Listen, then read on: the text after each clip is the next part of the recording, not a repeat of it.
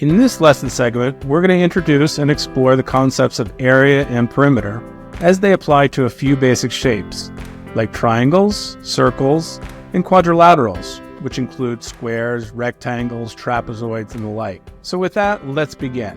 What is area? Area is the measure of the size of a surface. So if I took one of the triangles and I shaded in everything in the middle, that shaded region would be essentially the measure of my area of the surface. Perimeter is a length.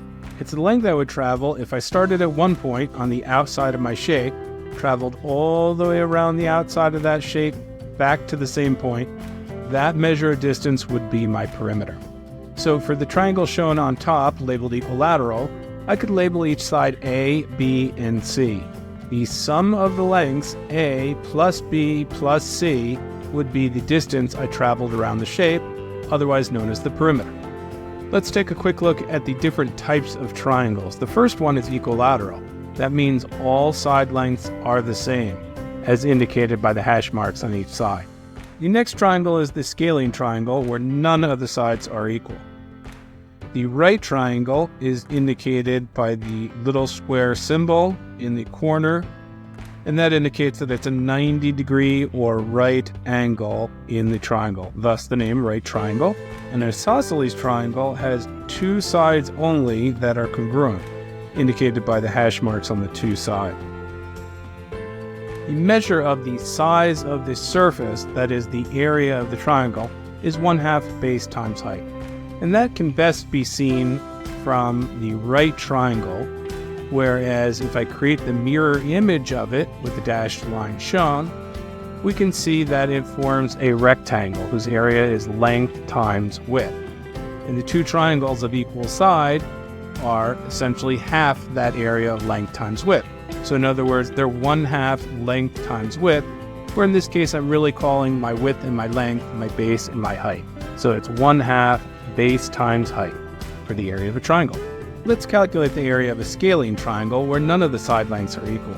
Suppose I had the base equal to 10 units and my perpendicular height equal to 5 units. My area would be 1/2 10 times 5, or 1/2 of 50, equals 25 square units. Area is always in square units. Let's further suppose the other two sides of my scalene triangle are of length 15 units and length 6 units. I can calculate the perimeter by adding up all three sides. It's going to be 10 plus 15 plus 6. That totals 31 units for the perimeter of the scalene triangle. It's the area of the following triangles shown, A and B. The student might look at it and say, well, it's base 5, its height 7, therefore it's 1/2 5 times 7, or 1/2 of 35. That is not correct, because that length 7 is not your height. It's not the height perpendicular to the base. We cannot calculate the area without the height. But let's suppose we were given another area, the area of triangle A. We could use that information to derive our height. So for example, if the area of triangle A is 15 units squared, I know the base of triangle A is 3 units. So 15 area equals 1/2 base times 3 times my height, which we'll denote by the variable h. Solving for h equals 2/3 15, which equals 10 units. In the absence of having an actual height perpendicular to the base, I was able to derive it by noting the area of one triangle would allow me to calculate the height, the very same height of the entire larger triangle AB. From that height, I can then calculate the area of my larger triangle AB. Given that the base is 3 plus 2 or 5, I know the area of my triangle AB now is 1/2 times 5 times my vertical height of 10, which is 1/2 of 50, or 25 units squared. Noticing an indirect way to get at the information or derive the information you need is very important for the exam. You'll see that on a lot of problems. Let's look at four-sided shapes called quadrilaterals. Two you're probably very familiar with, rectangles and squares. In addition, they include rhombuses, parallelograms, trapezoids, and more. Like triangles, the perimeter is going to be the sum of the side lengths. In this case, there are 4 side lengths, however. The perimeter is going to be A plus B plus C plus D, given the 4 different side lengths. And in the case of a square, all the side lengths are equal. So we know A equals B equals C equals D. So my perimeter is just going to be 4 times S. And my area in that case is going to be one side length times the other, S times S, or S squared. The rectangle has 2 sets of equal or congruent side lengths, as indicated by the orange and purple hash marks. I could call these 2 sides a length and a width, L and W. The area of that rectangle is L times W. In addition, we have a parallelogram, which has 2 congruent side lengths just like the rectangle, but they're not perpendicular in this case. So if I label my sides A and B, in the case of a parallelogram, to calculate my area, I still have to, much like a triangle, find the perpendicular height h, because the area of my parallelogram will be my base, B, times the height, h. For the trapezoid, we again have to use that vertical height and multiply it by the 2 different length bases on top and bottom. So the formula is 1/2 B1 plus B2 times h. If you think about it, for the trapezoid, you're calculating the area of a rectangle, where the length is really the average of B1 plus B2. The approach for all of them is similar. It's side times side. It's just the execution of the details that differs. For our next shape group, let's look at circles and the area and perimeters of circles. Well, actually, in the case of perimeter of a circle, we call it the circumference. And if we look at the 2 circles shown, we'll see a circle is essentially a shape with equidistant points from the center of the circle. They're all R, or the radius as we call it, away from the center point of the circle. And the diameter shown in the second circle is a line or a chord entirely across the circle through the center. And it's essentially 2 times the radius. So we can look at the diameter as twice the radius.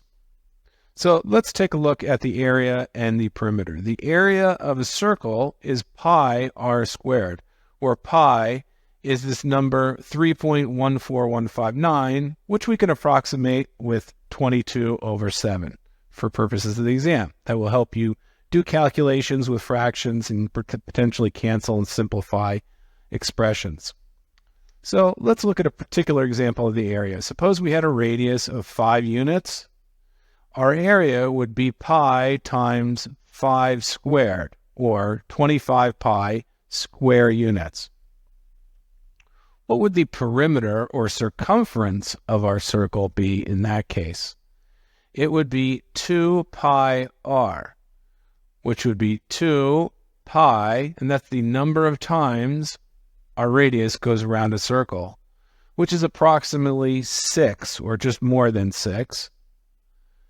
In the case where the radius is 5, that's 2 pi times 5, or 10 pi units for our circumference to go around the circle.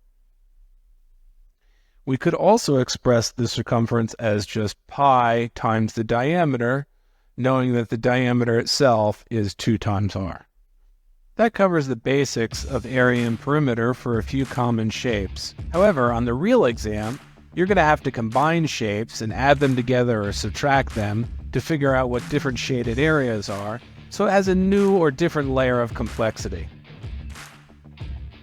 In the upper left, we've got a quadrilateral with a semicircle or a half circle on top. That semicircle is radius 2, so actually I know the side of my quadrilateral on the top is 2 plus 2. It's 2 times the radius of the diameter of the circle, so it's 4. We're given that the side of the quadrilateral is 4, so this must be a square, a 4 by 4 square. And the area of a 4 by 4 square is 4 squared, or 16 square units. The area of my semicircle is going to be half the area of the circle, which is pi r squared, or pi times 2 squared. So 4 pi over 2 is 2 pi. So the area of my combined shape is going to be 16 plus 2 pi.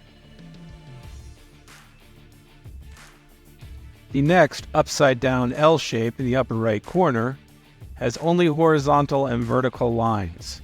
I can deduce what some of the missing line segment lengths are.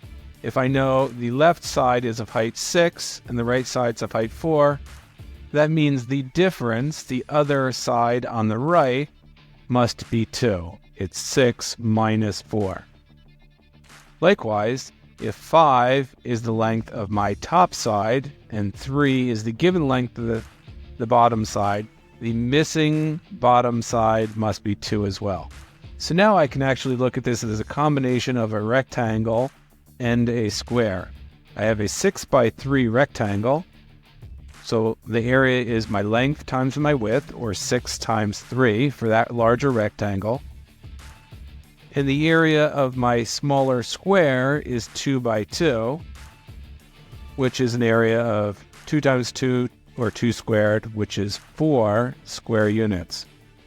And I sum the area of my rectangle and my square to get the final shaded shape area result. And that's 18 plus 4 equals 22 square units. Unlike the last two problems where we added different shapes together, in this case we have to subtract one shape from another to get our net area of the gray shaded area. So in the lower left we've got two rectangles, a 6 by 4 outer rectangle and a 2 by 3 smaller rectangle that appears to have been cut out from within the larger rectangle.